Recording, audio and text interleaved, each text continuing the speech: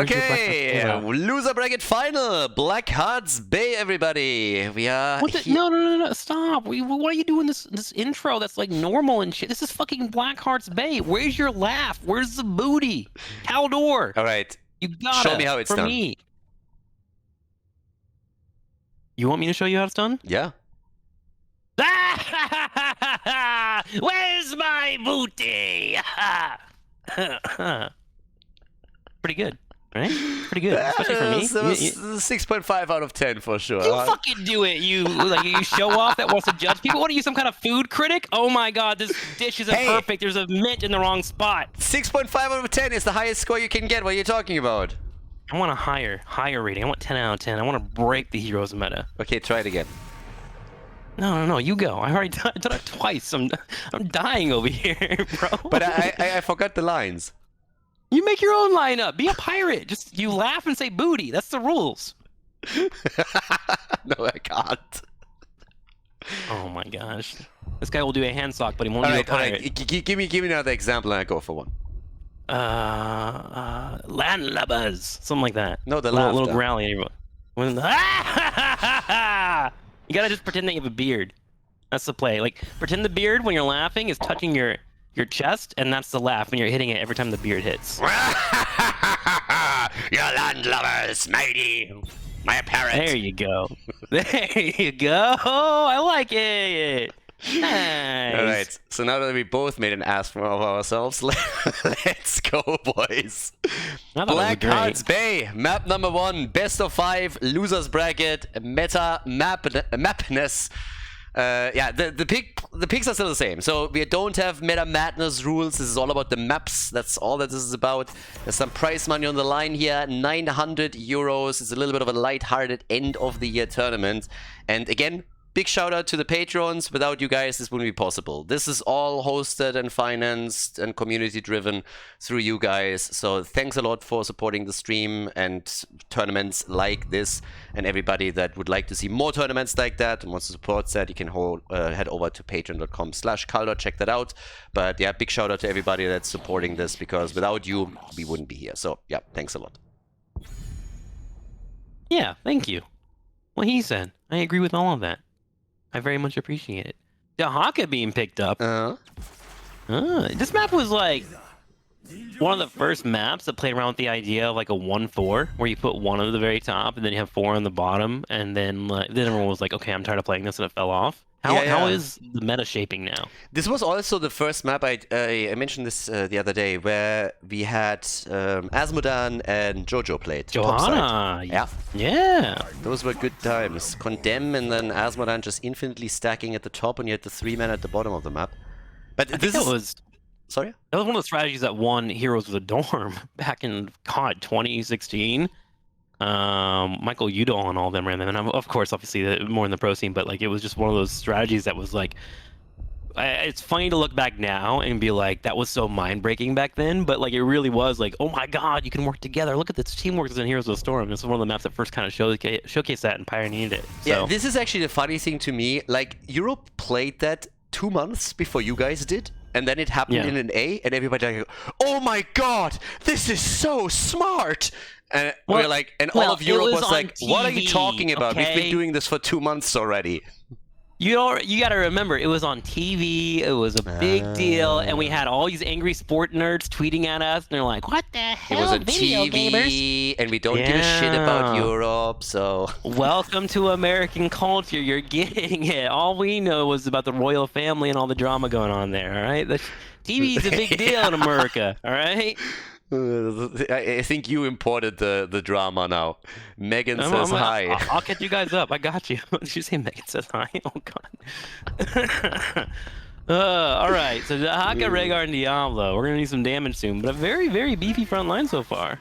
Yeah, and again, lots of aggression here with Karazim this time. So I think they really liked the playstyle from the previous series, and now they want to also pull it off in the loser bracket final. I mean, at the end of the day, this is obviously of which team advances to the grand final and which team is going to take 3rd place in the tournament.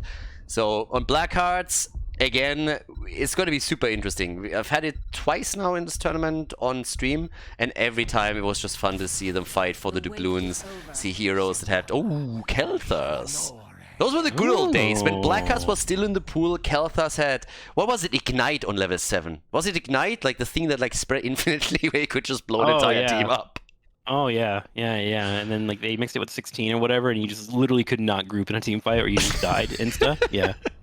Fission Bomb, I think it was what it was called, or some shit like that. Yeah, it was so dumb. But yeah, so final pick, first map, it's a best of 5 series, and yeah, I can't wait. This is going to be awesome. Blackhearts Bay is always fun. We get a gray main, so you can also go for the small pirate camps and get a couple of doubloons in, go for the chests here. So yeah, lots of mobility, lots of aggression, couple of stuns on each side for the CC. Blackhearts Bay, everybody! Game number 1 loser bracket final at MAPness.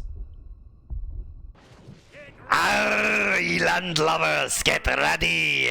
Rhaegar, my favorite support, on the left by Lavakal. Richo on the Haka, Mimikyu on Diablo, Alvaros on Kelthas, and Itrax on Cassius. We are headed for Blackhearts Bay with Disgusting. And now, a pirate announcement by Tim for the Raiders.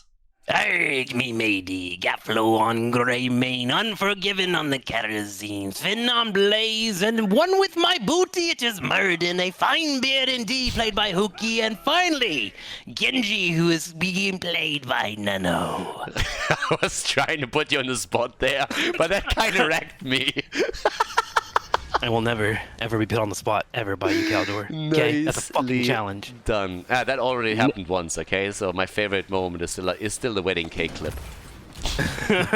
You were at a loss for words. You did not know what to do. It was beautiful. Those happen. They happen, man. Yeah. That was the moment that I was like, you know what? Never again, Khaldor. I hated that feeling. Oh boy. Oh wow, they put 2 on the bottom right away. Jeez. Yeah, there. Oh, Stormball. Alright, so here we go. Bot lane, immediately a little bit of damage. Those were the days when you were stuck as Zagara at the bot lane all game, every game. Yeah, Itrax, talking about being stuck, gets a little bit body blocked here, and that's enough for a kill. The Raiders taking the 1-0. Sorry? Oh, he didn't get the reset. Unlucky for him. I think he died right before it connected, so he got stuck behind a wall. You know, live by the Genji, be the Genji, you know?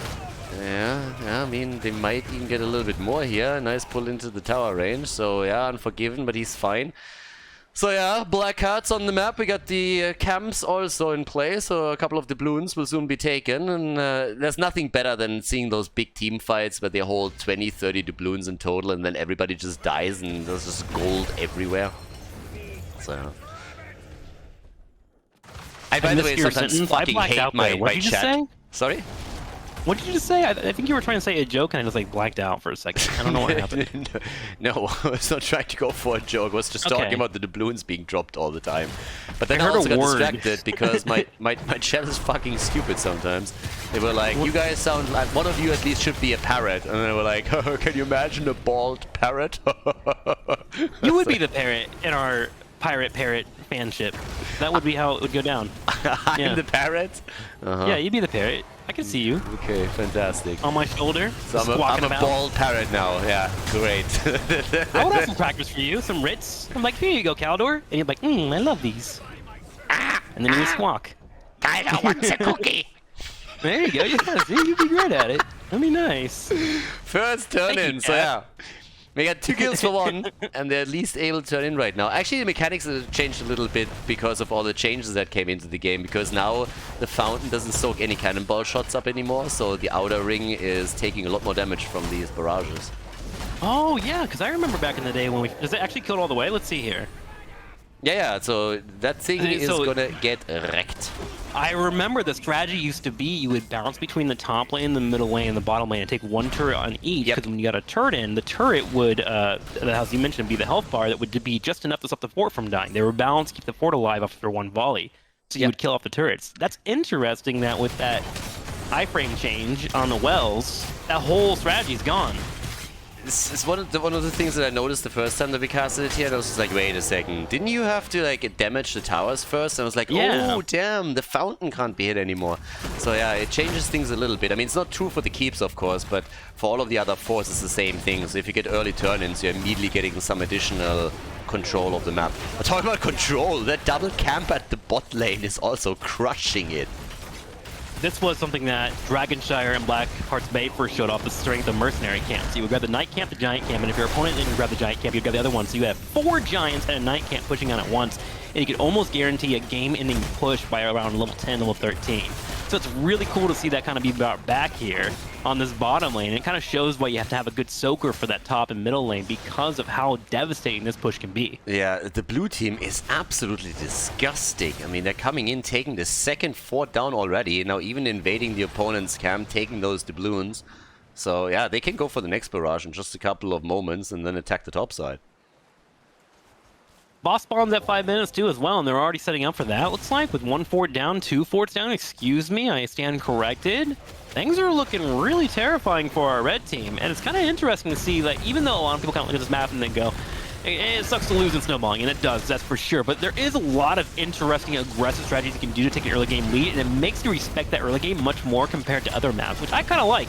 I wish it was more balanced. Feels like the Raiders are a bit caught off guard here. If they react to those attacks and maybe force a fight, they just need to get a few kills and they can maybe grab some doubloons themselves. Atrax is currently holding 10 doubloons with Cassia.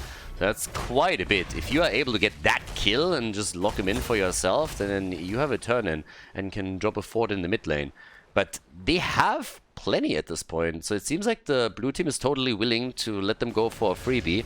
And yeah, they're turning in the middle right now. Want to try and get some of their own attempt map opening up. I was wondering if they were going to go straight in for that boss, but no, they just tried to go for the fort instead. Honka goes for the sniffing F and sees that Karazim's on that bottom turn in, grabbing those coins. So that should give them time to put more damage on top of that fort, and they do so. 10-9 now with heroic advantage. Will they force a fight? Yeah, they definitely will. So they want the kills and they want them now. They're going straight up for Karazim. Not only does he lose his life, but also 2 doubloons. I think the latter is worth a bit more. Down at the bottom of the map, there is still a chest, and Gavlo goes for it, realizes that the Haka is coming, leaves 3 doubloons behind, gets still hit by the lick. The question is just, is anybody else rotating in to help him here? And it doesn't seem like it, so all of a sudden the Haka is in trouble. Now Diablo's coming from the top side. We have Alvaros here, who with Kelthas could of course also go for a nice connect, but yeah. The stuns are not coming out. Good move also with a bunker to save the day. But damn, And the blue team is on the Haymaker to warpath. kill off the Diablo. Did you miss that, Khaldor? Sorry? Did you see the Haymaker to peel off the Diablo? That was like perfect timing to save Mr. Greymane. Yeah, I mean, even a blind Muradin finds a Haymaker sometimes. I know that doesn't work. Sunzu. I tried.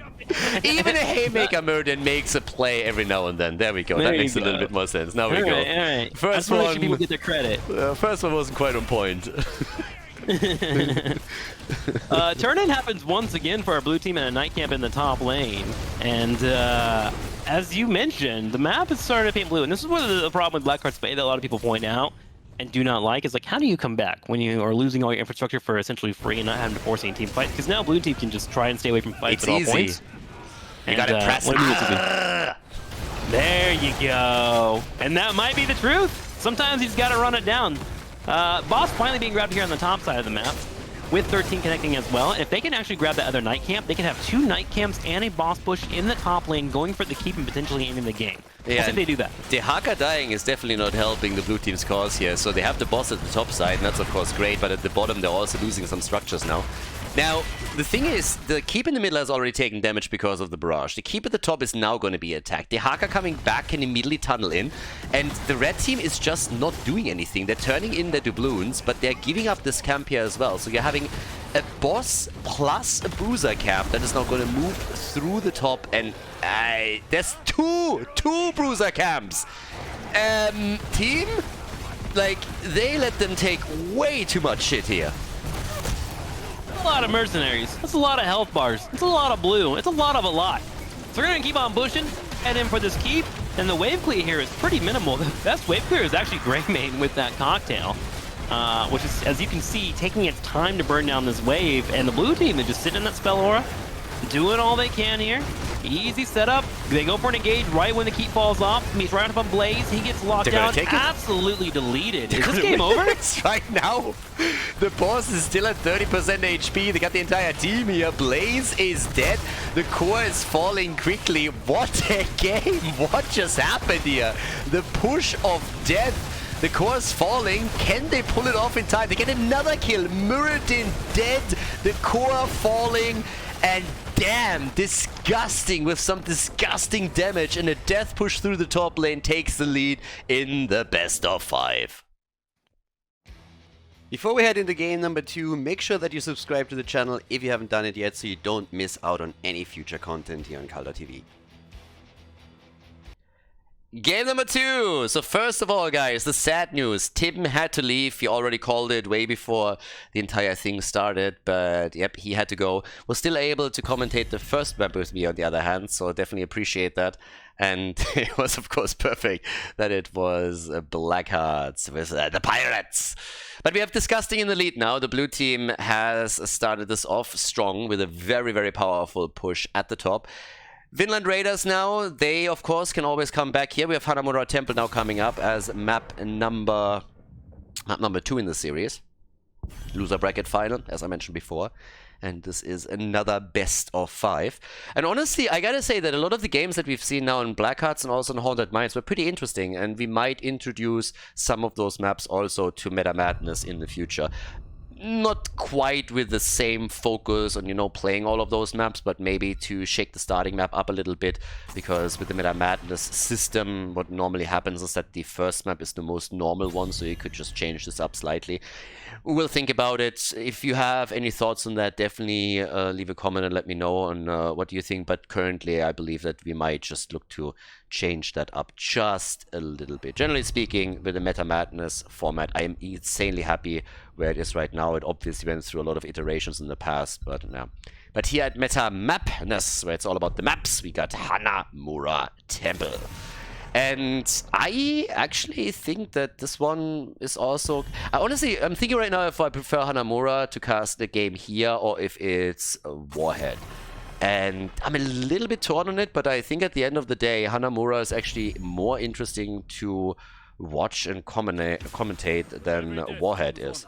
But yeah, either way, Hanzo, he's the first pick. So Hanzo gets claimed. We got bans on Genji and Brightwing, and Sylvanas is gone once more. So already pretty good. That leaves a little bit of that push power that Sylvanas brings on the ban sides, and that's not going to be a big thing here. But let's see what we're going to get from the blue team. We need the double pick right there. Yeah, Hogger and Stukov. I mean, a lot of this is really about you taking those camps, especially the Sentinels are of course super powerful. So if you have somebody like Stukov that can in the back just drop the lurking arm and really try and control that space, that's obviously pretty sexy. You just need to also have a tank that can work with that. A Nubarak, if you really want to dive and be aggressive around it, could even add a Blaze on the side lane. I mean, they already have Hogger, so they don't need that, but that's another option. And as a tank, you can play around with Diablo, a couple of others.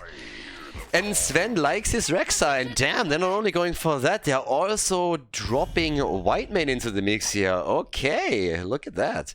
Whitemane for the support. That's tons of sustain too that she adds here. And a lot of those fights are of course on point, so that really helps. And Misha can also not only scout, but sniff things out from afar and then provide an additional stun to all of this. At the same time now, what are we going to get banned out? Tanks, yeah. And so they ban a Nubarak. They don't want to dive too hard here, but they also want to avoid that the Cocoon is getting used against them. Whereas for the Raiders, what are they tired of? We've seen quite a few Tracers in this tournament actually needling around, and of course part of that was Limu, but I could definitely see a bit more of her coming in later on through the series. There's always the final boss waiting in the grand final, right? Let's not forget about that. So Washed Burst the washed up mixed team, they are still pretty strong, and they haven't dropped the map yet, so that's definitely something to keep an eye out for. So the teams are currently fighting to figure out which team moves on to the grand final and which team takes third place in the tournament here. Prize money is, by the way, split on the top 3 places, so also kind of important. So everybody that is currently playing already has at least some prize money guaranteed.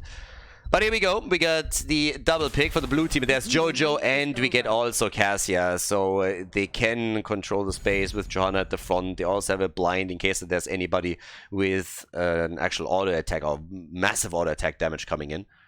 And, well, let's see what the final 2 picks are. Especially Gavlor is going to be interesting right now. But they also need to make that choice on the main tank. Muradin banned, Garrosh banned, and Tuparak banned. I mean, they really focused heavily on the frontline bans, and that leaves them with Varian. And there's the Tracer pick. Talked about it a second ago. Tracer is chosen. Varian with a follow-up from Misha. And last but not least, what's it going to be for Disgusting? They have the 1-0 lead. They want to extend the lead now here on Hanamura Temple. Can they take a 2-0 advantage over the Raiders? That's the big question. And they need additional damage. They got Hogga, they got Jojo, Cassia. She's not enough. They go for Medivh. I mean, he's going to keep them alive, and he can also do a little bit of damage when he has the baseline completed. Can they pull that one off? That's the big question. He's a great pick, of course, against Varian. Can really work to save a target that gets hit by the taunt, but we're going to find out if that's going to be enough for them. Hanamura Temple, map number 2. Game number 2, Disgusting, with Lavakal on Stukov, Richu on Hogga. We got Atrax on Cassia. Mimikyu is playing Jojo, Alvaros on Medivh, and over on the right side of the map it is Unforgiven for the Raiders playing White Mane. We got Uki on Varian, Sven on Rexa, Nano playing Hanzo, and Gavlo is playing a Tracer for all the damage. So very in composition to try and snipe them a little bit here, and we'll see if that's going to be enough.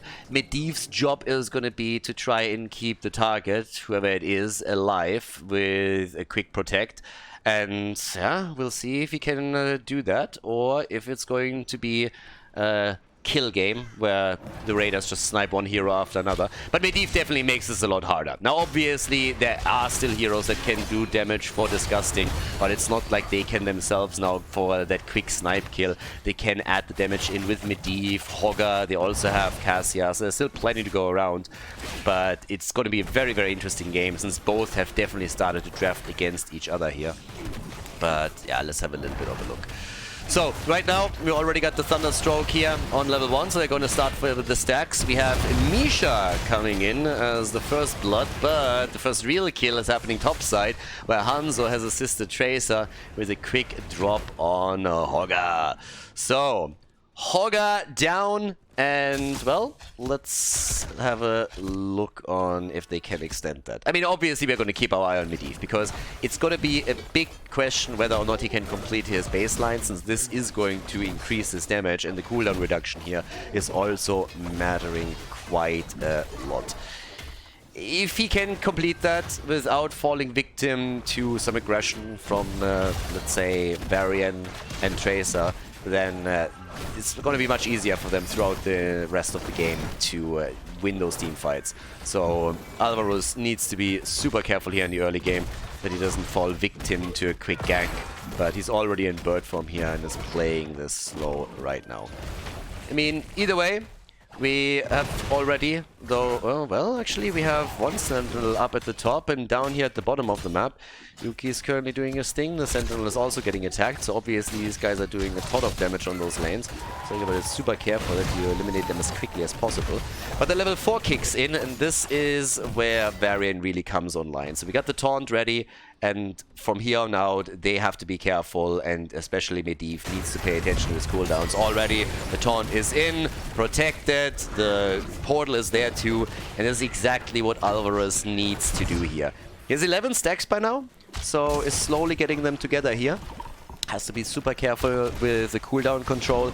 If he uses the, if he uses a shield on anybody else and all of a sudden he himself becomes the target, then it's of course going to be a huge problem. But I really like the way that they're drafted against it. It's just now more of an execution question than anything else, and that's why it's all eyes on Alvaros. Mimikyu also assisting a little bit, has to shield himself here, and of course they're starting to dive in, but the portal is ready. Itrax and everybody else is able to move away. It's a full 5-man up at the top, which means that down here at the bottom of the map, it's disgusting with Richu, who can lock in another camp, get a bit more experience, and maybe even push this lane out a little bit more. So, all the way towards the top. Still, the pressure continues. Obviously, the payload is now up as well, but it's more about slowly poking out those structures. 15 stacks for Medivh, so yeah, he's slowly getting there. We got the pulse generator after the parting gift for Tracer. And Baron is still looking to see who he can drop a taunt on. And obviously, you gotta be a bit cautious now, because at the front you will always have Jojo, and she herself is pretty difficult to take down in a situation like this. Not only because of her own trait, the Iron Skin, but also Medivh's protection. So, we'll see. I mean, either way, yeah, portals are always being dropped. I mean, if you don't need the portal anytime soon, you can still drop it to just mindfuck the opponent a bit and suggest that you're going for an invade. They don't know if there's somebody coming through or not. Yeah, nice double connects also against Raxa and Misha, so for Medivh that means easy stacking. He right now also has the Arcane Explosion right here. And the teams are actually not too aggressive right now. Everybody is just still happy to sit a bit tight. Now, the Raiders don't want to give Medivh too many stacking opportunities, first and foremost. Same is true for Cassia. The less you're brawling with them right now, the less opportunities to stack they have. And they themselves also know that they just need a bit more before they can really go for kills here, because there's always that combo with Jojo and with Medivh to stop them.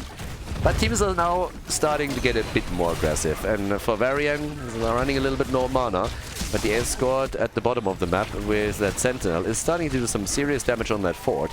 Now, to be fair, at the top we of course see a bit of a similar situation, but Hoga is in a much better spot to deal with that, and he's pushing Sven back very easily after the Sentinel got taken down. So at least here at the beginning of the game, Disgusting is looking kinda alright. They have 20 stacks now for Cassia. It's nothing crazy, it's nothing to write home about, but you know, it's a start. And given that there's a severe lack of little battles happening between the two teams, it's not too shabby. And as long as Medivh is not running it down later and is able to slowly get some stacks for the baseline, that is totally alright. But there's not a lot going on in that regard yet. Everybody just seems totally happy to make that little plays. Nice portal attempt to go for Sven at the top, but he played it very safe and for a very good reason, as you can see. But the rotation is now coming, so the red team is willing to take a fight here. They're trying for Medivh for exactly the reasons pointed out earlier in the game, but he gets shielded by the rest of the team. Not only did the blind get utilized by Jojo, but also the Condemn helped to create some space for Medivh.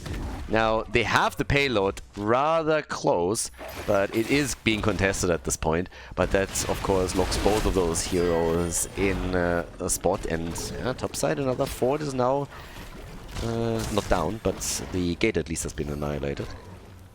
31 stacks for Medivh. 9 missing. Only 9 stacks, but he can get those. That would be the dream right now. Cassia also a bit low, but still, they were able to save her. There's level 10, and you gotta be careful of that Hanzo arrow. They are actually trying to steal the Sentinel away, so they're giving up the objective, but they want the Sentinel as a result. But while they're going for it, we now have at the top an attack happening right away from Disgusting, who are now also picking up their level 10, and they're doing damage to the fort, even without the shots that are being fired here. And that is going to hurt. I mean, the first fort gets dropped, and now the one at the bottom is also losing hit points. The fight is starting. Arrow completely missing. That went nowhere. It's Tracer that dies, and so does Raxa. So a double kill for Disgusting, and that is awesome for them. Leyline is used and hits to 31 stacks for Medivh. He picks up a few more. They're trying to get another kill, this time on Hanzo. Nano is about to get dropped, and oh boy, they are in a world of pain. 3 kills in total. More stacks for Medivh, who's now sitting at 34. We have at the bottom of the map, yes, some pressure happening because that Sentinel was claimed earlier and moved in towards the wall at the keep, but they return the favor at the top lane, and they must, of course, feel really, really good now. Stacks for Cassia, 1 fort removed, the second fort incredibly low. Structurally, a big advantage for Disgusting. Hogger has taken towards the bot lane again to control it. And as long as Medivh doesn't die, they are in for a very solid game here. You can really tell how that one pick has made it super difficult for the Raiders to execute the composition that they are trying to play here. Because it's now so much more difficult to play around Taunt. Now you have a few more stuns with not only Hanzo and his arrow, but also, of course, Misha. But see, oh, yeah, that blessed shield missing was a bit unfortunate. But alright, so here's the next little scrimmage between the two of them. And it's all about Medivh and positioning now. But he's fully happy in bird form here. He pressed the wrong button at this moment and you're just dead. But yeah, so Medivh is still fine. Gets attacked, gets taunted. He's trying to get a hit together here. He's sitting at 35. So yeah, he's really, really close to completing this one. This is the moment where you have to be as stingy as possible with your shields. So keep them for yourselves. Make sure that you get the hits in. 36, but he's also getting chunked down to 50% HP within half a second. So yeah, has to be super, super careful with this. 37, looking good. Top side, 1v1. And they're still portaling it up a little bit. Jumping in, jumping out, trying to get another connect. Nice, playing well also around the Condemn. Even though in this case, the Arcane Rift didn't connect. Level 13 Talons are ready, and they give them another lead that they're now trying to use to drop the fort at the bottom of the map. And there's nobody that is going to stop them. This is just not gonna happen. So the second fort, it gets taken down. And, well, it's another advantage for the blue team. If you're a Medivh, you are getting a bit twitchy now. 37 stacks. And the payload gets currently escorted through. But camp after camp gets claimed as level 13 now for the Raiders. And you gotta understand, the Raiders are currently in a situation where if they lose here, it's an 0-2. Now in the best of 5, you can always start a comeback again. But of course, a 0-2 means you have to go full on reverse sweep. And that is always a tall order. That's the arrow from Hanzo. That's good for Medivh. He's going to be very happy with this. Misses the ley line though. But he's at 38 stacks. 41 for Cassia. Fight's still happening. And they're all just retreating. Just playing it super safe. Not focusing on anything just yet. Portals are just so insane. If you have a team that plays well around portals, it's kind of crazy. They're placing there. Oh, talk about plays! Damn! Get deleted, son! Holy shit! That was beautiful. Absolutely beautiful. So another quick look at this one. That was very well played. They see an opportunity, the Blessed Shield comes out, and Hanzo gets murdered. Absolutely murdered. The fight at the bottom of the map is now focusing on the keep, and it might well mean the first keep of the game falls right now, right here. We already have them go for Cassia. She dies, but so does the keep. Medivh is done. Medivh is done with his quest, so another little victory for Disgusting. They are losing Stukov though, so at this point in time they are losing some ground here, and what an arrow! They are about to escape though. A nice taunt on Jojo, but I don't think she's going to be able to make it out. Nope, that's another kill, so now we have 4 kills against 4. Medivh nearly got Hanzo'd here. That was really clutch. But while we have at the top, the fort falling, still they took a keep down. So it wasn't as successful as I initially thought it would be. I really believed that after taking the keep they could retreat, but now they're losing both of their forts. That opens the game up pretty significantly. So you can really tell what happens once that you're starting to lose some of the momentum here. Still, a leading experience on an early level 16 could help Disgusting to now capitalize on that structural advantage, but losing both of their forts in that situation, of course, hurts. It definitely hurts. Quest is completed. We have, once again, the 5-man on the map for the blue team. Disgusting. They're going to make their move here. It's all about the Sentinels for now, once again. And of course, this one is going to start marching straight towards the core, too. But 16 isn't ready yet for the Raiders. He's still gotta wait another moment. So there it is. Finally even talent. So this is the moment where they can start to fight a bit against the blue team. And the next battle is going to be interesting. Once the keep is removed and now also the payload about to be escorted in, the air is getting very thin up here. So Nano, he's looking for that arrow connect, they're looking for that stun. The ley line is out, they're trying to make the play here, but can they get it? Oh my god! 30 HP and he jumps out and the rest of the team is getting murdered in the back. Medivh dead, Stukov dead, and so is Hogger. They go for Jojo and holy cow, they are dropping them like flies. 8 kills to 4. They went deep for that kill against Hanzo, who finally falls, by the way. But Cassia gets taken down a second after she gets the kill. And now we have the 3 men up at the top trying to go for the keep. The entire team got eliminated here. So damn, that was a highly successful play for the Raiders. The core, on the other hand, is taking some damage over here. So the core is currently down to 75 points, lost 25%. And they won't be able to end. Now, they can still come in here and maybe drop that keep. Maybe not, though. Because the portal is up and they're starting to chase. But you can definitely tell the Raiders have what it takes to turn this one around. 9 kills against 4. They are level ahead at this point.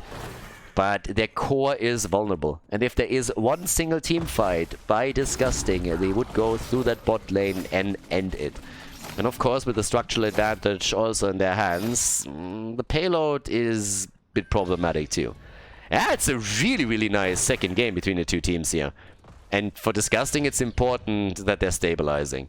They had a good thing going as they were trying to get the kill on Hanzo, and if they get that early, then it's a completely different team fight. But it was a fantastic save, and him jumping out with 30 HP really put the nail in the coffin, because they extended themselves just a tiny little bit too much, and yep, without them getting the kill, that proved to be a huge problem. So now we have them on 18, both teams. Still some of the camps are being claimed here. Obviously, top side, Sentinel has to be taken down. But they're giving up on the payload. So that is going to hurt a bit. Yeah, shots are going to be fired. And now it's just a matter of how do you want to play this out. Do you allow them to go to 20 and then use Storm Talents? Or how are you going to play this? Down here, I mean, no denying it. This keep is not going to have a good time. It's not like they have a mule or something that they could utilize. So their own Sentinel is still up and they're gonna take that. But yep, the keep at the bottom of the map is actually still in play. Wow. So yeah, barely in play. So that helps. Means there's still no catapults or not continuous catapult spawning for the other team. But then again, it's all about the Storm Talents, and that's where the Raiders have started to take a significant lead because they are more than half a level ahead and they will claim this early. So it seems like the Raiders are still playing this a little bit safer themselves. Yeah, they also don't want to get caught. They're of course expecting that Disgusting is hoping to force a team fight before level 20 is available. So they're playing this a bit slow and steady. But as they are going for the Sentinel at the bottom of the map, as they are about to lock in the level 20, we still have Disgusting at the top, taking one minion wave after another. I would be a little bit surprised if the red team wouldn't at least try to take the keep at the bottom of the map now. I mean, that is, I don't want to say a freebie, but you should push for that. Especially since you're having a Storm Talent advantage. And very passive stance now by Disgusting. And for good reason, of course. But yeah, this one is gone. There's no way of saving this. Even with all the vision and everything, they're going to poke that down. This is the price that you pay to get to level 20 and play with Storm Talents. So, talking about the two remaining keeps, this one is of course a lot more protected than what we have at the top for the blue team. But then we're talking core, and that's a different story. 25% already lost, that matters. That means that you lose one or two heroes, and all of a sudden Disgusting has a shot of just trying to go for a core play and right-click the shit out of it. So, as is, we're now looking at level 20 on both sides. And that gives us Medivh cheating, as usual. We also got the no control, we got the radiating faith. And it's party time. Next team fight can decide it all. I mean, if it's a big battle, both teams have an open lane to the core. Cassia hasn't made a choice just yet. We can go for the upgrade here. And talking quickly about the damage numbers, we got 39,000 damage currently for Cassia. She is top damage in the game. 31,000 on the other hand for Hanzo, and then also 31,000 for Tracer. And everybody is starting to jump towards the top, so they're looking for opportunities. Varian is looking for that taunt. Hanzo is looking for that arrow and is going to try and throw that one out. And the Sentinel needs to be poked out slowly, but they're going for Varian. Turn around. Taunt. Shield is there immediately. Atrax is low, but makes it out. Got a bit closer towards the end, and Medivh is cheating his ass off. Big arrow connecting with 4, but they don't get the kill right away. They're still trying to grab it though, but they're also exposing some of their heroes a bit far. The portal is there. They're diving in deep. Most of the ults already being used. Misha is gone, and they're aiming for the rest of the team as they're diving onto Whitemane. Their ley line connects, and this is bad. Bad news for the Raiders. They lost one, they lose a second, and boy, oh boy, now the map is open, and how is this going to be played by the blue team? They get Rexa, it's a delayed kill as well, an attempt to make a move for Stukov, but Medivh is ready. It's a desperate attempt to somehow turn this game, but Hanzo, he's already getting attacked, is barely jumping out. They're trying to go for Tracer. Varian is already gone, but so is Medivh now all of a sudden. Tracer with some solid plays, but she gets sucked back in. Can she escape? And the answer is yes. She makes it out. Close. She makes it out, and now with 3 heroes gone, the question that still remains is, can the core get dropped or not? It's a 4 versus 2 now. They're doubling their numbers. Medivh isn't here. The arrow and Stukov is murdered. And they are realizing that this might not be as easy as they thought it would be, especially with Whitemane coming back. So, yep, they fucked up a little bit. And all of a sudden, they are in trouble. Now, they're still trying to push the payload a bit further, but even that might be a stretch, because they gotta wait for Medivh, and those stuns that are coming from Hanzo are super annoying right now, and Gavlo is chasing them. Hanzo with a poke damage, everybody's retreating slowly. Trace has a problem. Hogger able to retreat, and I guess they're gonna be able to get out here, but it's a bit of a shame if you're thinking about it. They killed so many heroes and they couldn't get anything. Now it's a 5 versus 4, and they cannot really afford this payload to go through. They can't really, so it's kinda nuts. I mean, I guess they accept it at this point. At least seems like they do. First of all, we have... yeah, they are really in trouble now. They need to fight for this one. Not only did the Sentinel just get taken, but this is another problem. There's a catapult on the right side that still does some work. But yeah, this is a catastrophe for Disgusting. They're going to lose the keep first, and then the remaining shots are going to zone in on the core. This is a move for game. They're going to try and take that game, that victory right now, and tie it up. The shield already gone. The shots are being fired. 65%. They are going to try for the big right click, but Medivh trying to cheat once again with one ley line after another. The core is gone though. This is a game. The Raiders turning the map and locking in a victory on Hanamura Temple to tie the series.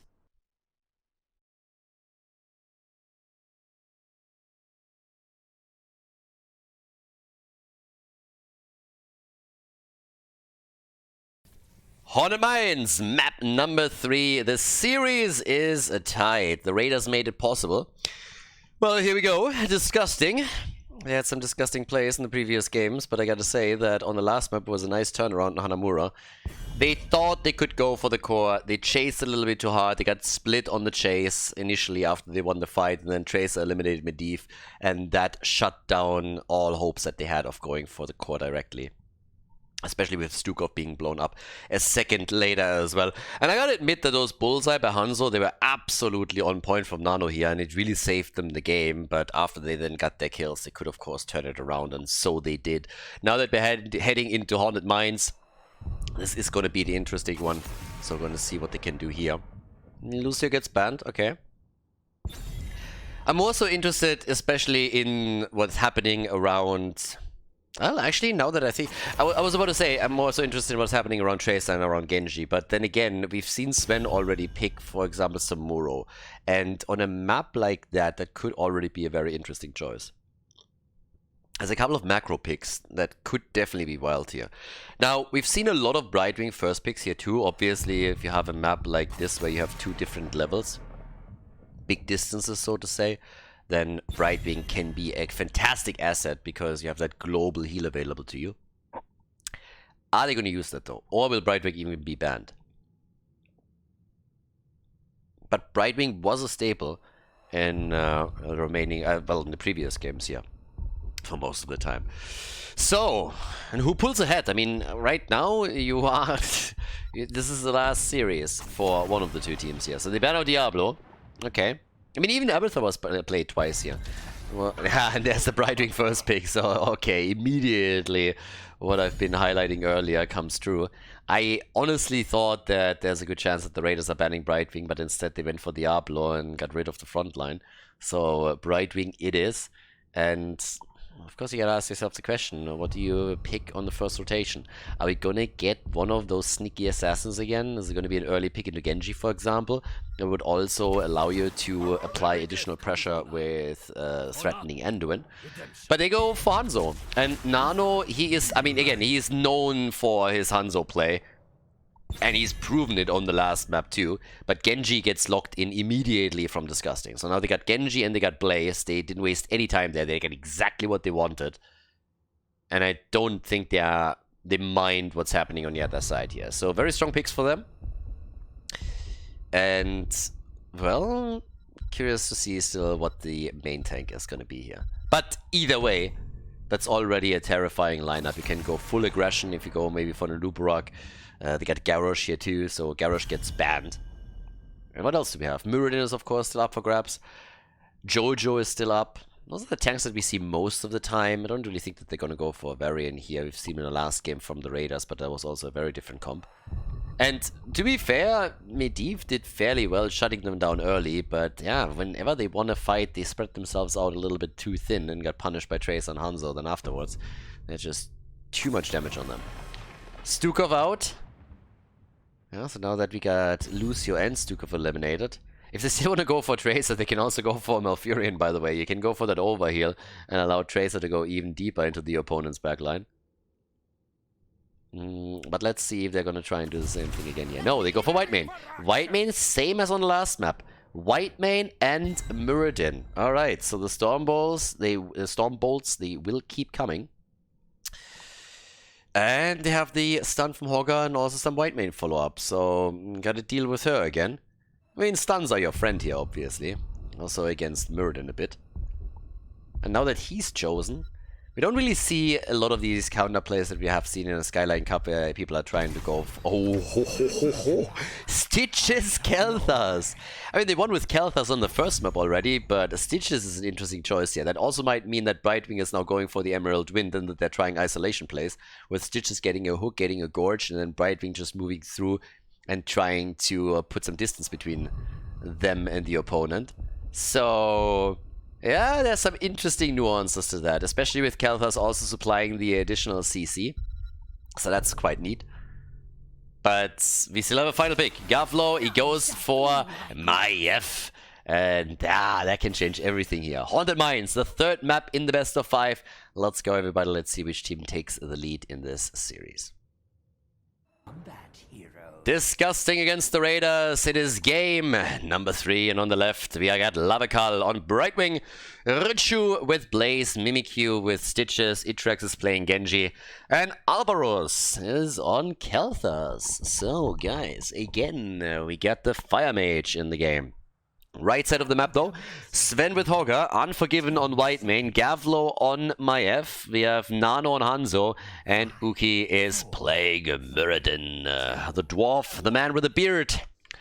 And, well, let's see if he can land those Storm Bolts. A little bit of a follow-up with a Tether, with another stun, maybe even with the Whitemane, could help them for sure. But off we go. We currently have everybody just in the middle of the map trying to sneak in a quick kill. Obviously the camps are also soon popping through at the 1 minute mark. We're gonna have a oh, nice. Yeah, a bit clutch there from Genji, but still he evaded the Storm Bolt, and that's all what matters at the end of the day.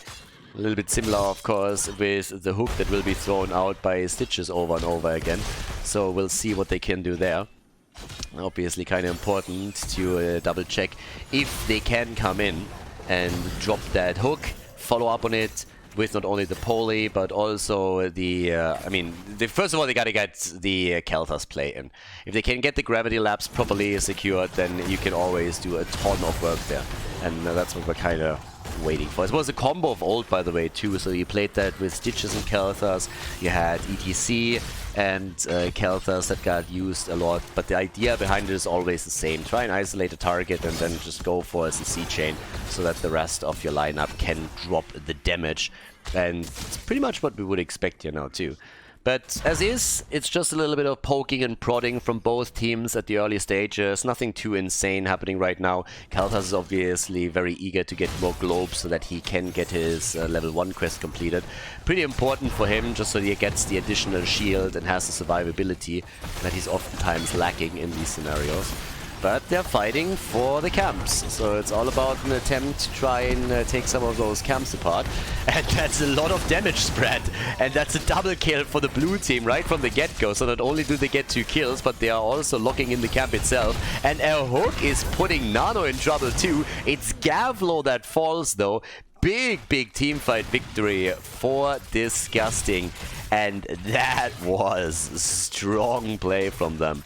Yeah, that one was really important. I mean, that worked perfectly well for them, so nicely done. A bit of a lead in the game now, not only in experience, but we'll also see if they can maybe snowball this a little bit further. But that is a bit uncomfortable for the red team now, for sure. So not only did they lose 3 heroes, but they also lost control of the map. They're trailing in experience, and that might just be something that Disgusting can use to take some of the structures down. Oh, another hook here, but obviously no follow-up available just yet. The play around the mines is going to be the interesting part. Which team decides to go into the mines? Which team is going to try and make a play there? Are they just going to easily play that out, or what's the move? I mean, all the way up at the top, what we're currently having there is just simply that 1 versus 1, but especially, of course, with Genji, but also the heroes that are available on the other team's side, we are going to get some ganks. And Maiev is already making her way into the mines, so it's an attempt to go for a couple of skulls so that they can play around the golem here. And I assume they can at least make some of that happen. But yeah, let's get this show on the road. The mines are currently getting pretty popular, and they're starting to play that old school in and out game where you're just jumping up and down, trying to chase some of the heroes down. So they're doing that as we speak, and Brightwing has to help out. And that's one of the reasons why she's so strong here, because no matter where you are on that map, being at the lower level or the upper level, you can always make that little move. Hook is getting dodged. Yeah, so does the Stormbolt though. And it's 18 skulls to 28. Mimikyu is trying to get a few more. And with the assistance from the rest of the team, he should be able to pull that one off. So yeah, he's making moves and is looking good here. But at the same time, you have to keep a bit of an eye also on what's happening topside. Because yeah, one bad rotation and your opponent might find themselves in front of a gate, in front of a fort, and then you might lose some structures while you're still trying to get some skulls together. And especially in the early stage of the game, and the golem isn't that strong yet, that's definitely not worth it. But as is, we're now seeing them make the play and putting the opponent quite literally into a corner. The jet propulsion connects, and Unforgiven might fall. White main still pretty tanky though, and is surviving for an eternity, but Blaze is not giving up on this one anytime soon. Hits another jet propulsion, that's 1 kill. They're focusing on Maiev again, and I don't think she's gonna make it either. Very nice damage from particularly Kelthas, and there's the hook on Hanzo, who doesn't stand a chance either. 6 kills to 0, and they already have a lead on the skulls, but now they can go for even more. Well done and well coordinated, I gotta say. Kudos. That is quite the early game that the blue team is running here. And particularly Blaze has just dominated the last fight. Multiple jet propulsions that connected. Kelthas following up every time. By the way, a little bit of an adjustment also. Putrefaction being used here as the level 7 talent from Stitches. And on top of that, we also got the Vile Cleaver here. Muradin gets randomly murdered. I mean, that's not something that should happen. But now we also have a 60 skull golem. And the rule of thumb on Haunted Mines was always that you want to push with a stronger golem. The team that has the stronger one always wants to push with it. Now, a lot has changed since then, so you don't have to make these plays anymore, and currently looks like Disgusting is actually opting for defense instead, but that's also triggered because they are having 2 camps that are moving on the bot lane. So it makes sense, not only the golem that they got to deal with, but there's a lot more going on down here. So they decide that they are just dealing with that first. But at the top, this is still going to do some damage. Now, it's not going to drop the fort, but they're still going to do some work. And the first tower is already gone. And with the defense at the bot lane going strong, who knows? They might just be able to also drop the bot lane wall on that fort and do some damage there. But yeah, level 9. The gap in experience is actually not as big as you might think. And Muradin just keeps finding himself in annoying situations. The same is also true for Maiev, who gets hooked in and crushed. Gavlo is not having a good time here. 8 kills to 0 is, by the way, bananas. And the one thing that shocks me is that the gap isn't bigger than it is. I mean, early game kills obviously only give you so much experience.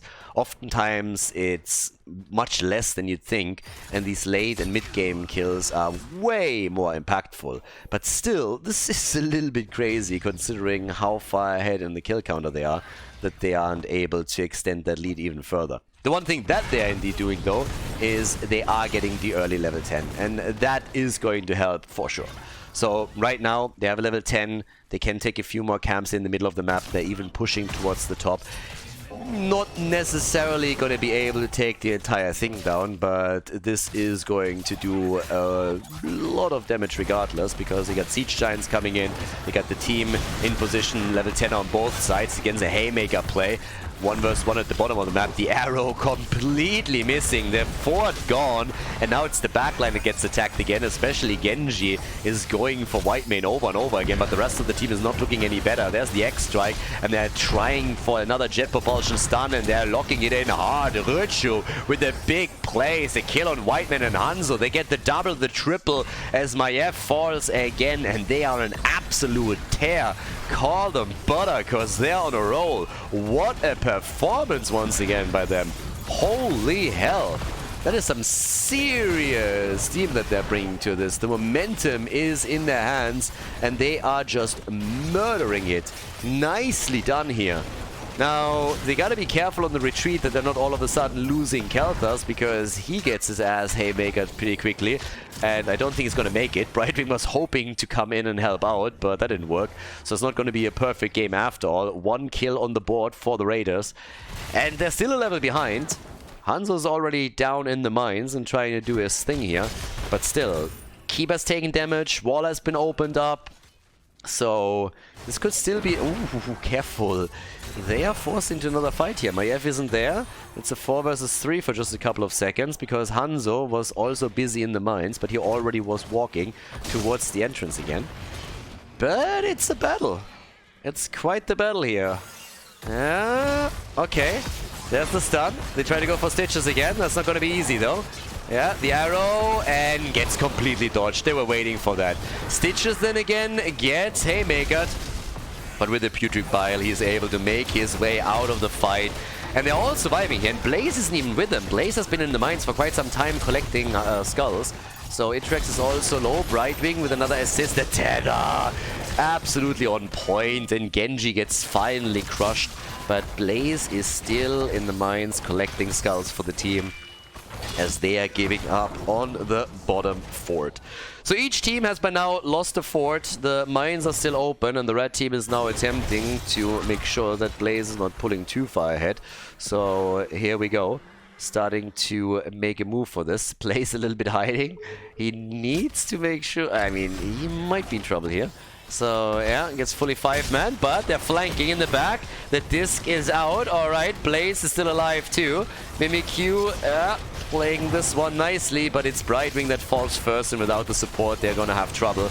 Stitches is the next target, but Khaldor with some seriously sexy plays. Stitches still died, but now they're going for Gavlo and take my F down again. Another arrow hits hard, and they're not stopping. Can't stop, won't stop. Genji gets stunned, but he also comes in for another kill. Alvaro's about to die, but he survives a 5-man team wipe as Genji and Khaldor are still alive. Brightwing is coming back now, but boy oh boy, what a team fight here. That was insane. Absolutely incredible. I mean, these guys are just crushing it at this point. That was incredibly well done when you think about it. I mean, they just came in and completely crushed the team, with especially Khaldor just dropping damage after damage. It's not only that, it's just those gravity lapses that still provide the additional CC that they needed in order to pull this one off. So, very well executed. Yeah, getting another hit in here, just a little bit of a scouting move more so than anything else. And we have 16 kills against 5 by now. 1 level lead roughly, but boy, it is quite the game. And of course, this is for the lead in the series. So now another fight. Yeah, nice haymaker move, but he's not the only one that's there. This time the arrow connects on the other hand, and that's a nice stun. The camp gets taken by the red team, and they might win the fight too. They're looking really good here. A lot of the blue team's players are already low, and that is particularly true for Blaze. But he is making his way out of the fight, and they're turning it again against the red team. Genji's at least trying. He zips out and barely survives. He made it. 74 skulls on the golem, by the way. So at the bottom of the map, this bad boy is going to do some work.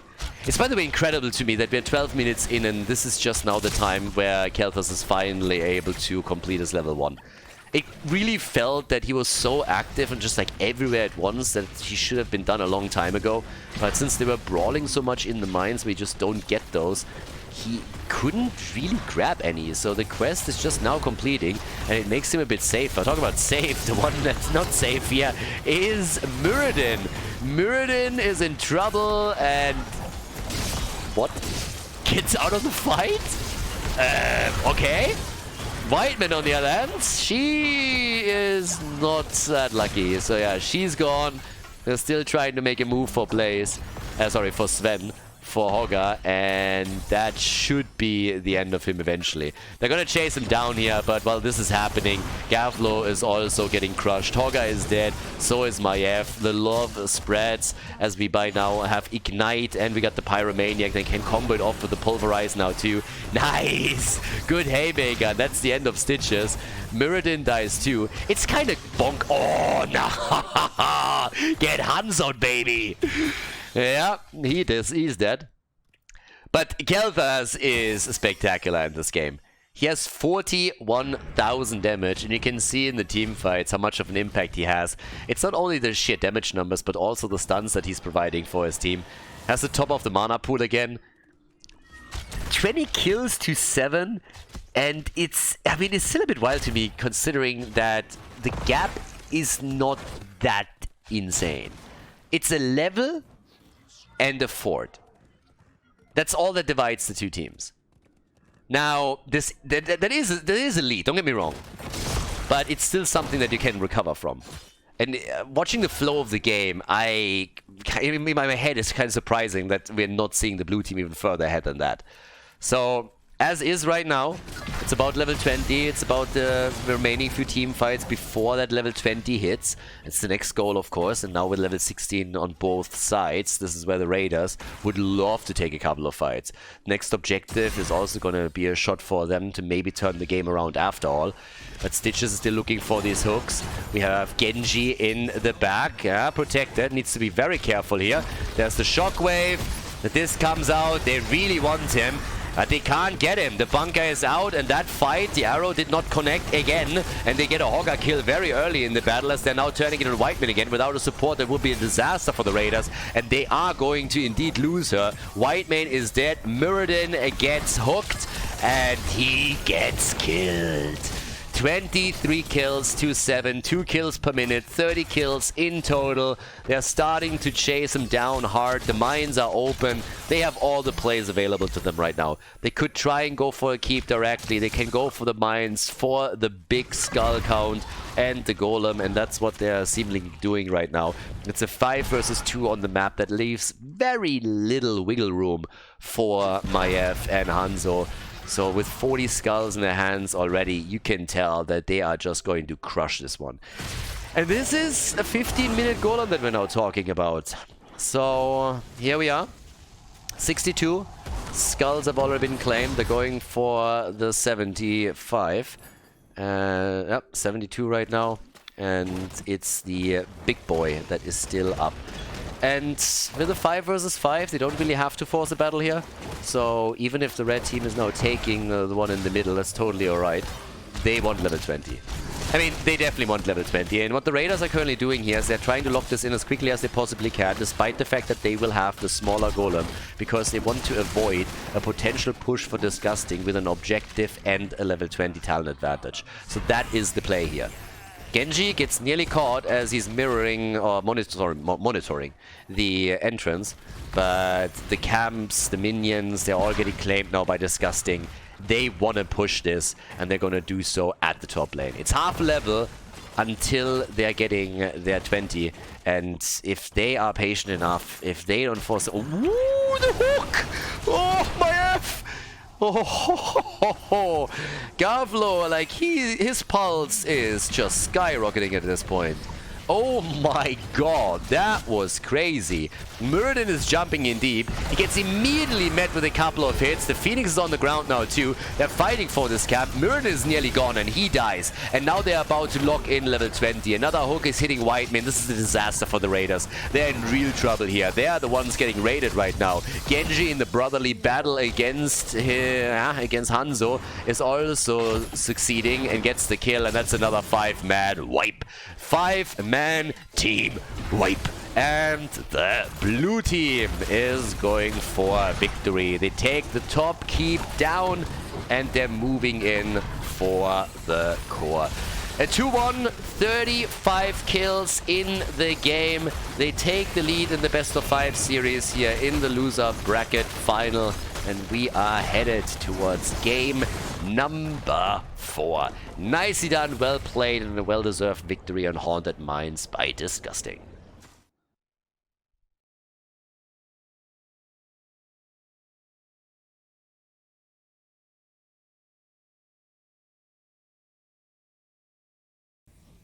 Game number 4, it is Warhead Junction, everybody.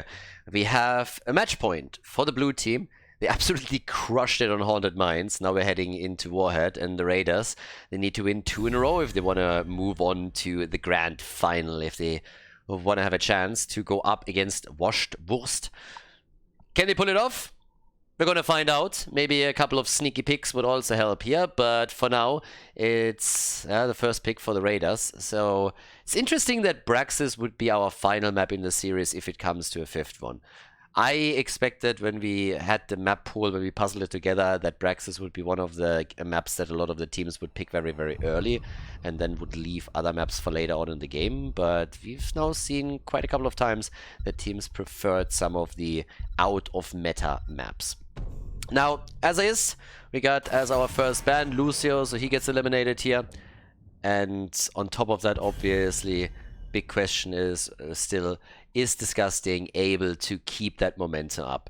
They did a great job with that Stitches pick, and I have to say that their play with Kel'Thas is also really nice. We've seen that a few times now. So, Vikings getting banned. Yeah, I like that too. I mean, on Warhead, Vikings obviously is kind of cool because it's such a big map and you can always try and get those Vikings to get the Warheads and then just unleash them. I would have loved to see that, but I can totally understand why they are banning this out. We already saw some macro-focused games and plays by the Raiders, so yeah, Disgusting is just playing it safe here. Still, it's a fun one.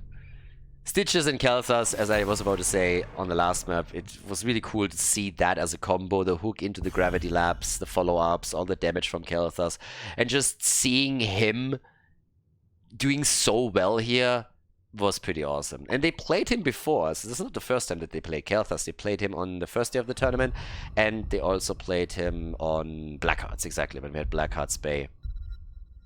They did the same thing there. Okay, now we have the final ban in the first rotation. Brightwing, big map. Brightwing gets banned. Same reason why Lucio gets banned, obviously. Getting rid of 2 Overwatch heroes. Always nice. And, well, let's see what we're going to get as a first pick. Dehaka would be a good one. I mean, again, if you want to play globals, then Dehaka is one of the obvious choices to lock in very early. If you're more interested in the team fighting, then maybe you're going for Blaze. We have Falstad as an option later on in the draft. That's unlikely going to be a first pick. But there it is. Blaze gets chosen over Dehaka. So now the question is, will Disgusting go for Dehaka, or are they going to go for completely... Are they going into a completely different direction? Could very well happen here. But yeah, we'll see. So... Tracer still up. Rhaegar and Hogger. I mean, yeah, Hogger obviously and Rhaegar as well help you a lot with the camps that you can clear. And I'm still pretty certain that we're going to see some heroes that will do well in a macro context. Sylvanas is one choice. If you get her onto the lanes, you can start pushing structures down, but I would still expect somebody like Falstad, like Dehaka to be picked. We've seen Sven play Samuro a couple of times, but he's already on Blaze, so unless they are willing to swap heroes around and play Blaze plus Samuro, that's not going to happen here. Anduin gets banned. They don't want to have Engage in this one. Always good when the Crybaby gets eliminated. But, yep, the final ban. It's Garrosh. They're focusing the front line. That leaves Johanna up. That leaves Muradin up. So you still have plenty of good choices here. But they've shown now multiple times that they just don't want to go up against Garrosh. It's not a hero that they want to deal with. So it's a double pick. And I'm really curious. I still expect that there's going to be some pick that's going to happen that's a little bit outside of the norm. For now, it's just Muradin. They go for Tychus to threaten Diablo a bit further. Alvarez is the final one. He played Medivh earlier. He could still deviate a bit away from the norm. We would expect them, of course, to add someone that can add damage. Hogger can do decent damage, so that's Tychus, but normally you want to have somebody else that can help you to just like add to that. Now, on the red team's side, they still need their support. But what's the second damage dealer? Or do they go for triple melee? Tracer and Malfurion. There's our Tracer pick. Okay, so Tracer's in the house. And Alvarez can now react to that. The last time that Tracer was played, they played with Medivh. Now, of course, it wasn't only Tracer why they did that, but they also did it because there was a variant on the other side, so it was that entire combo that was just designed to go for quick kills. But you've seen in the past Medivh picks against Tracer, so that whenever she uses her ult, he can simply try and counteract that with a quick shield and throw the protected on the target. But yeah, we get Sergeant Hammer instead. We had Hammer banned out so many times. This is the first time that she gets picked. Also a hero that Tracer doesn't really like, because you might be able to dodge out on skill shots. You cannot dodge auto attacks. Wild Junction, game number 4, first match point for Disgusting. Let's go.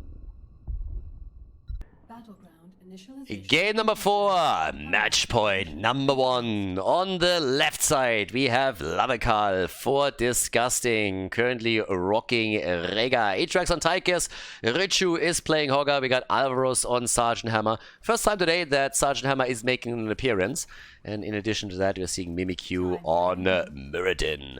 On the right side of the map, though, we have the red team, eager to force map number 5 with Yuki on Diablo, Sven on Blaze, Nano on Sylvanas, Unforgiven is playing Malfurion, and we got Gavlo on Tracer.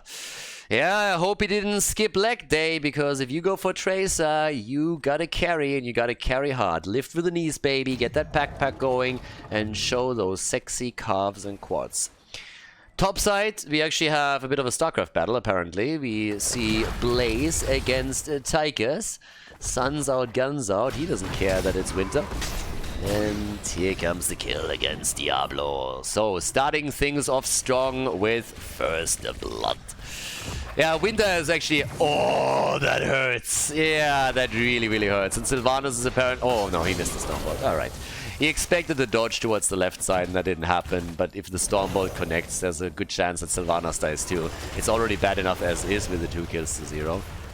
But I was just about to say, we have now winter, and I gotta admit, at least in Spain, at least in Valencia, it's not necessarily a bad thing. Just the other day we went down to Alicante, where all of the pro teams are currently training, and it was pretty awesome. Like racing up Khaldor, going for a good time there, and then on the way back down, literally running into 5 pro teams on a day where you could ride in short sleeves in the middle of December. It's just incredible. So yeah, Spain a lot of fun with that. I mean, don't get me wrong, it gets colder when the sun isn't shining. That definitely is still kind of but much better than the north of Europe. And damn, son, giving Hammer some hope and then taking it away. The Sergeant thought that she was safe, and then that final hit from Blaze comes in and seals the deal. So yeah, that was definitely a little bit annoying. Top side though, that push is gonna be a bit painful to deal with. Blaze is there, but he's a bit late to the party, so he's definitely going to take some damage on those structures. Now, on the bottom of the map, of course, the same is happening too, since the Raiders are very eager to take this on. Level 4 gives us by now the Siege Tactics. We have in addition to that also the Master Assassin. All about the passive, obviously. It's not really a talent that you take because you think you can finish the stacking process and get the reward. It's more so about getting the passive, which also applies to Odin, which is the big thing here. But again, sometimes you have these crazy games. I mean, we had plenty of them in this tournament, where you get kill after kill after kill, and if that happens, then you might just be able to complete that quest after all. Normally more so a quick match or a Storm League thing, but not really.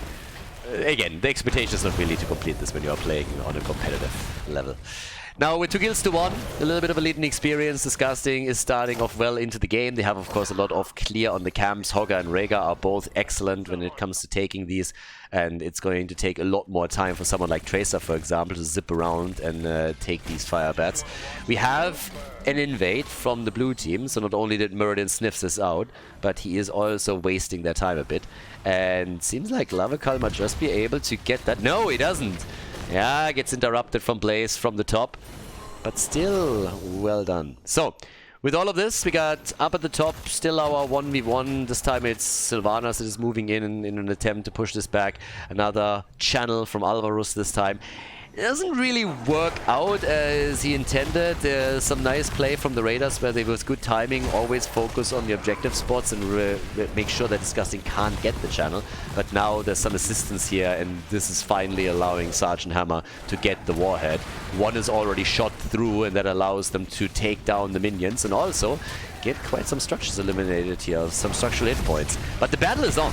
The red team is just not simply taking this, they are trying to turn it around. Mimikyu with the immediate jump forward and trying to make a play there. But yeah, it's kind of nuts.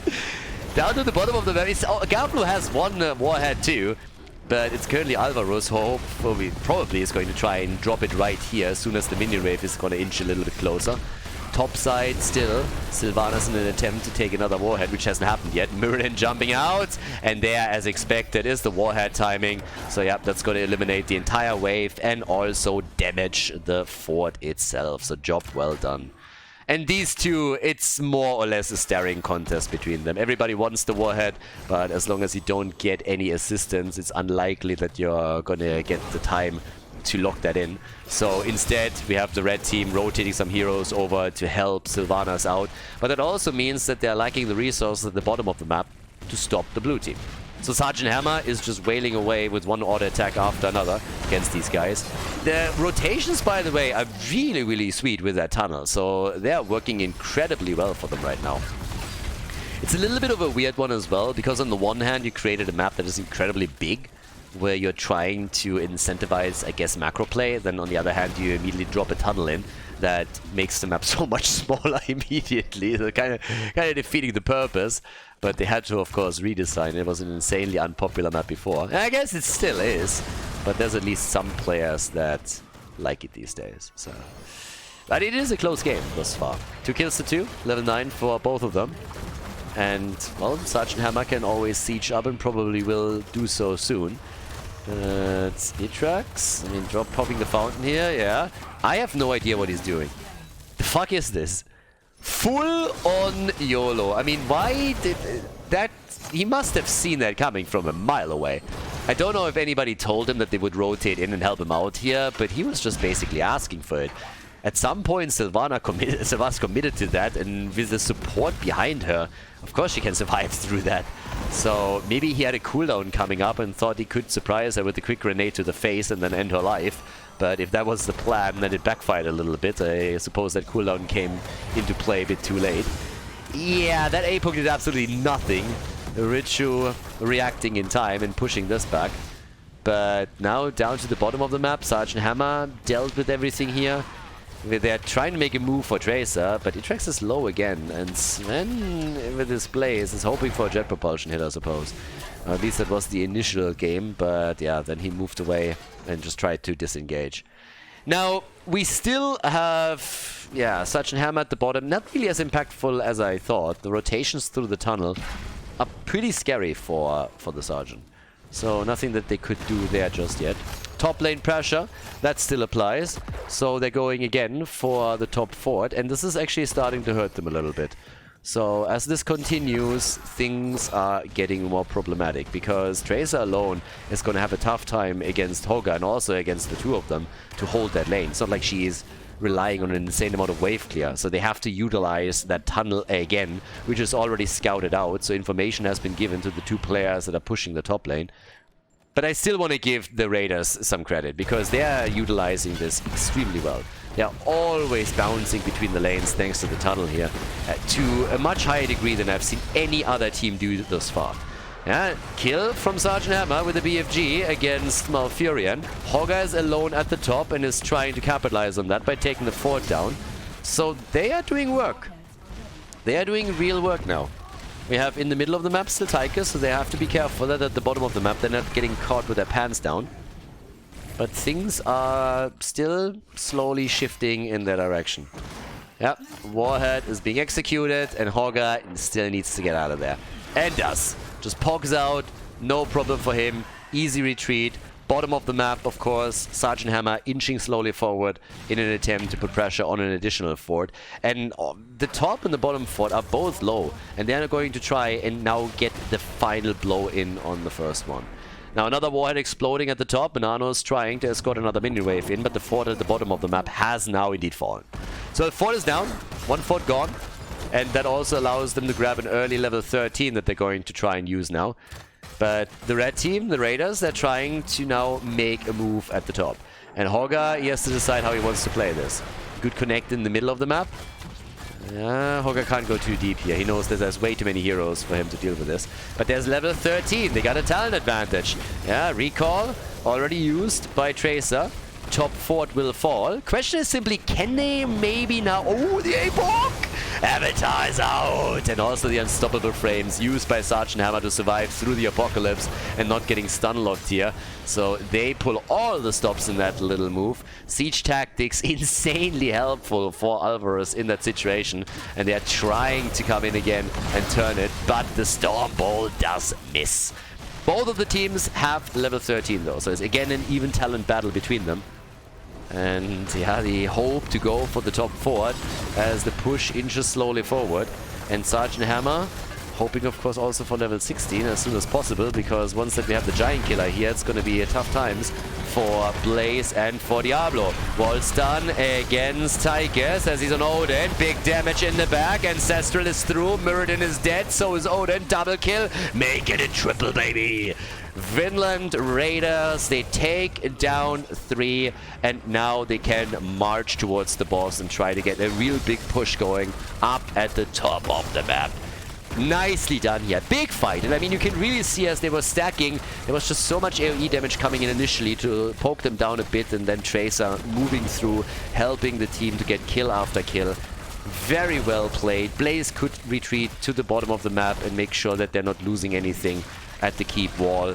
In the meantime, they have taken a half-level lead over the opponent's team. They have claimed the boss, so they can push this to the top now and hope to at least eliminate the wall at the keep. Maybe even a little bit more than that. But yeah, that was nicely done. So very impactful team fight for the Raiders, because let's face it, they were losing some ground. They were doing well with all of these rotations, but they were slowly and steadily losing hit points on their structures, especially at the top and the bot lane. But now the tides are turning. So right now, bit of a different one. The boss gets taken down very quickly, but while 3 of the heroes have to defend, that also means that at the bottom of the map, Blaze had even more time to push this out.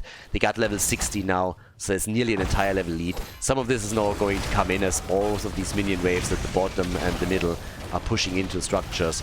So the gap is not going to be there for much longer, but it might just be enough to grab the added Warhead. So who knows? We'll see. But with this, they have now the evasive fire, and we also got the domination. Muradin trying to grab a vision.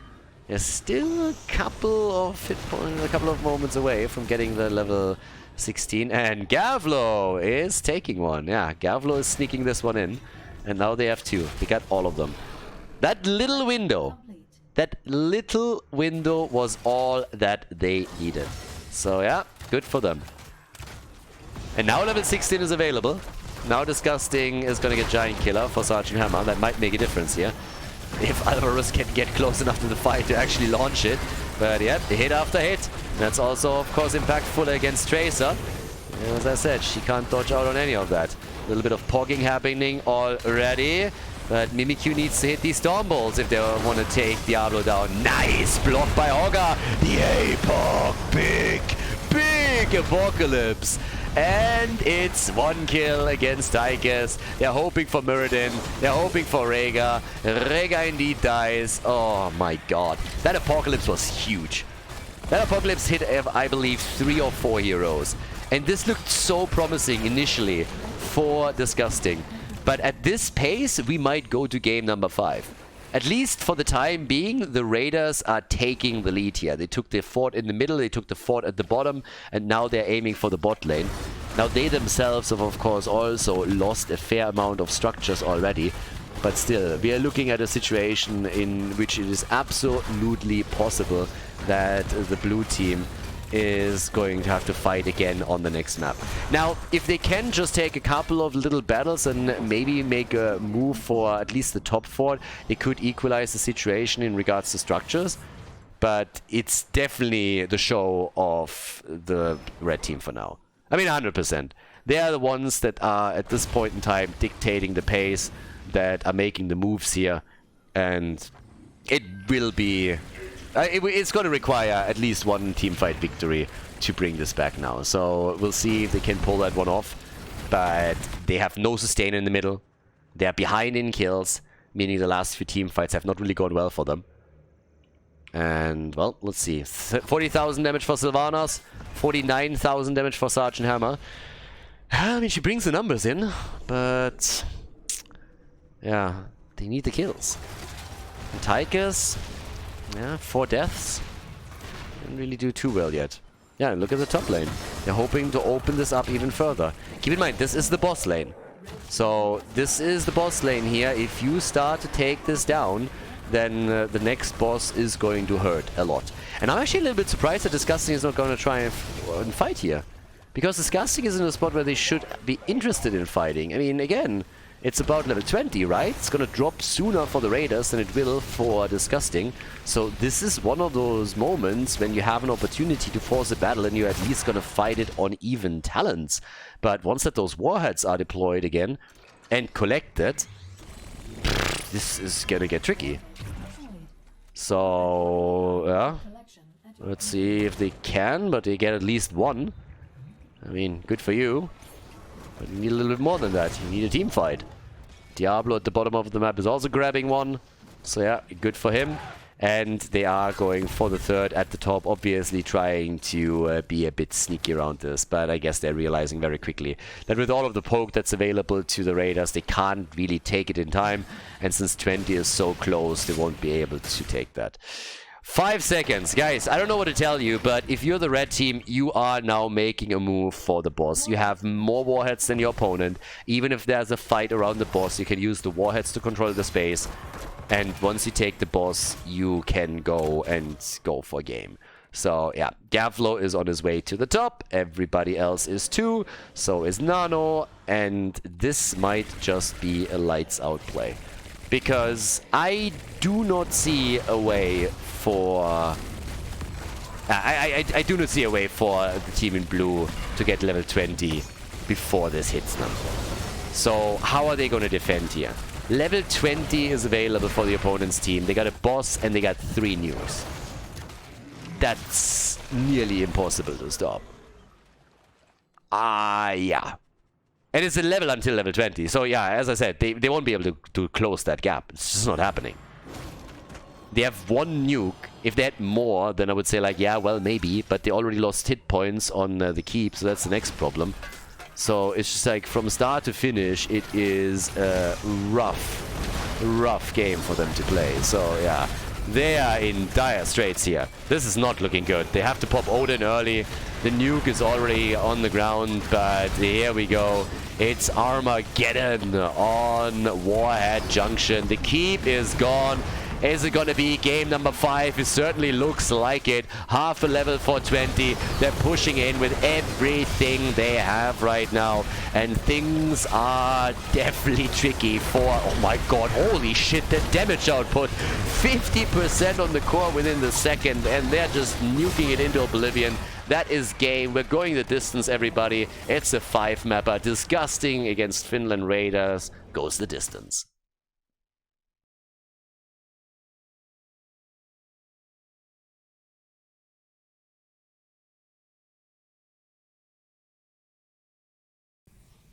We're on Braxis Holdout. MAPness continues. The final map in the map pool gets played now. I'm a little bit shocked. I honestly believed in Disgusting, but they got crushed on the last one. The Raiders, with always a comeback ready, and they pull it off on Warhead Junction. So now we're heading into the final map of the best of 5. The loser bracket final goes the full distance, and the winner of this map is going to make it to the grand final, where they have a chance to fight for the tournament victory against Washed Wurst. Which is still an insane name, honestly. It's kind of crazy, but yeah, either way. So we now get Maiev banned out. I actually didn't really think that Maiev was one of the heroes that they were afraid of. Sylvanas I can totally understand. If anything, then maybe getting rid of like a Tracer again would make sense to me. We have Genji banned out, Junkrat gets banned. I mean, this is Braxis, so obviously for Braxis there's a couple of additional rules that apply because mobility is worth quite a lot here. But yeah, we'll see how this pans out. First pick is again Brightwing. So with Brightwing you always have a nice tool to shut an opponent down that is diving in deep if there's a Tracer to be taken, so they can try and work against her a little bit. And well, let's see what exactly the red team has up their sleeves. Gavler actually said, like, we waited a little bit for the red team. They needed a minute after all of the games that they've been playing right now. And Gavlo in particular has been saying, like, okay guys, I needed to wake up. Sorry that you had to wait a little bit longer. And I was just thinking, well, you just won the last game, so we'll see. Nano with Chromie. So, in case you're not familiar with him as a player, normally it's Hanzo that he really goes for, and we've seen now multiple times his Hanzo plays. But Chromie is another one of his go-to heroes, and we haven't seen her yet in this, I think, entire event. So, yeah. Chromie as a very, very early commitment made by the Raiders. And Malfurion for the root on the ground, so he can set up a couple of hits for her. Hoga and Falstad. And that gives us a global that could attack the top lane a little bit. We got Hoga here too. And yeah, it's gonna be wild. Double global already. If you have Falstad and Brightwing, and Falstad is playing it down at the bottom of the map, you can technically move 2 of your heroes very quickly to the top lane and turn the initial 1 versus 1 battle that's going to happen there into a 3v1. Now, it means you also have to then get value at the top lane, because you're obviously abandoning the other side of the map. But there is a bit of flexibility that we have with this. And yeah, very, very interesting. So here we are. We get Garrosh banned again. I mean, this has been a pattern for the entire time. They always ban Garrosh on the 3rd one. They don't want to deal with him. And Disgusting is not prioritizing Garrosh highly enough to take him in the earliest rotation. So, yeah. We now have the ban on Blaze, given the amount of jet propulsions that we've seen on both sides that led them to multiple kills. I'm not shocked. Are you? I suppose not. Diablo and Urel, both taken. Very beefy frontline once again. By the way, Sergeant Hammer also lost so on the last map. So Sergeant Hammer, a little bit unsuccessful. Grant is a little bit different when you see Hammer being picked by Nick, by Hazorps, by Ultralisk. But still, in this game, at least in this series, Sergeant Hammer is 0-1 right now. So 0% win rate. Less successful than Kel'Thas, I might add. Mirrodin and Gul'dan. So no Kel'Thas this time, but we get Gul'dan. So still a mage, and that leaves us with the final pick in the final map of this best of 5. And what's it gonna be? What is Gavlo gonna rock? And guys, once again, also a reminder, if you want to support tournaments like this, exclamation mark Patreon. If you're currently checking this out on Twitch, if you're on YouTube, then there's a link in the description, or you can just go directly to patreon.com/Khaldor. As explained, this is only possible because of people supporting me there, and a big shout out to all the patrons. Thanks guys, this tournament would not be possible without you, so yeah, thank you very much for that. Gavlo with Greymane, so we got the damage dealer, and with that, ladies, we're gonna head into the final map of this best of 5 series here in the losers bracket. It's Braxis Holdout, disgusting against the Raiders. Hogger gets played on the final map by Richu as Mimikyu finds himself on Mirrodin. Atrax on Falstad. We got Lavekal on Brightwing, and Alvarez is playing Gul'dan. Stacking it up on level 1. We got towards the right side of the map for the red team, Sven on Urel, Unforgiven on Malfurion. We have Nano on Chromie. Yuki is playing Diablo, and Gavlo on Greymane. One of the things that always amuses me a little bit is just like Sven. I mean, he literally just called himself Sven. So I don't... It would be kind of funny if he was in reality called Kevin or Bob or I don't know. But it's kind of funny that we have, you know, all of these nicknames, all of these gamer tags, and then one guy is just called Sven. I don't know why that amuses me, but every time I cast one of his games, there's a little voice in the back of my head that's just chuckling a little bit. The amounts of times that I've sat in front of a screen thinking about a nickname that I want to give a character in, I don't know, Diablo, or what kind of like gamer tag I want to run with before I then at some point came up with Khaldor, is just crazy. I mean, we are all searching for that one nickname. He's just like, yeah, fuck it, I'll just use my real name. I don't give a shit. And, well, what works, that works, right? So, here he is. And we got a 2v... Well, actually, we got a 2v3 now down here. 4v3. Yeah, numbers are changing quickly up here.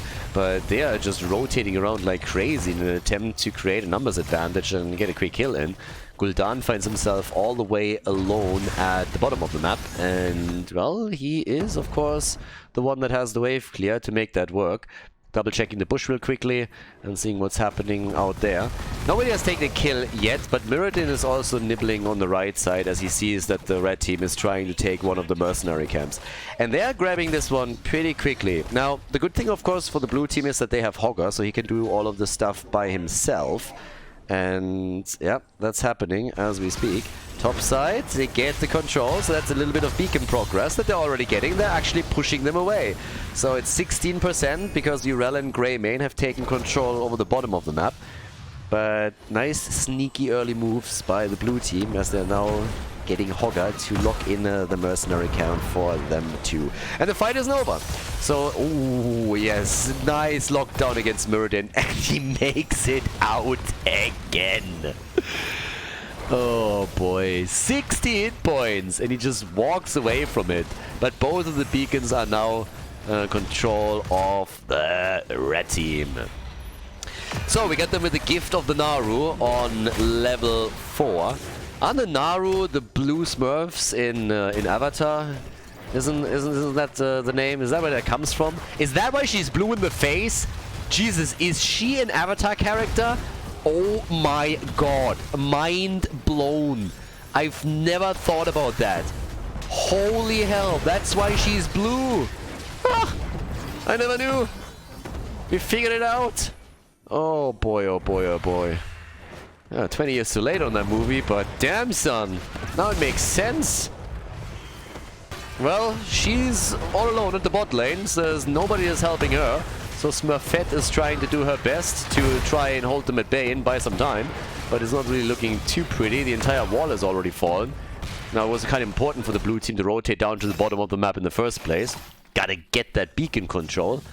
And yeah, with that, it's still 70% against 16. So if you don't want to have a huge problem on your hands later on, you should probably try to get a couple of points as well. And that's exactly what they're doing as they're rotating towards the top in an attempt to reclaim this one. And they might be able to pull it off. Diablo has to already retreat, but the same is also true for Malfurion at the bottom of the map. So they're all just rotating around against each other. Greymane has gone into the insatiable, and we get the viciousness over here too. So, Muradin on the Golden Doubloon is sniffing out what our boy Greymane is doing, and well, he's not alone. Stormbolt connects, and the birdie is saying hello, gets a hit or two in. They want that camp, they might get that camp, and that would be a nice step forward for them. At the bottom of the map, they will have to give this one up. So, yeah, that's happening. But if they can lock that camp in, that would be totally worth it. They might still not be able to do that. It gets stolen! It actually gets stolen, and no, it gets worse. The trap, and now Muradin is dead. Oh boy, that's a problem. Yeah, now it's going to be a huge Zerg wave. 70%, 100% in a bit against 26, and they get the camp at the top. A lot of time was wasted by Disgusting. They neither got the camp, nor did they get the kill. Now they're losing the top wall, and this is going to hurt. Huge problems for Disgusting. They had a match point on the last map, it didn't work out for them, and now they're falling apart a bit. Brightwing is helping Falstad out and is able to keep him alive.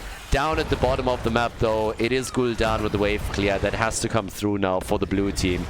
And Greymane is going to attempt to keep him in check. Falstad is moving into. They're going to lose some ground here, for sure.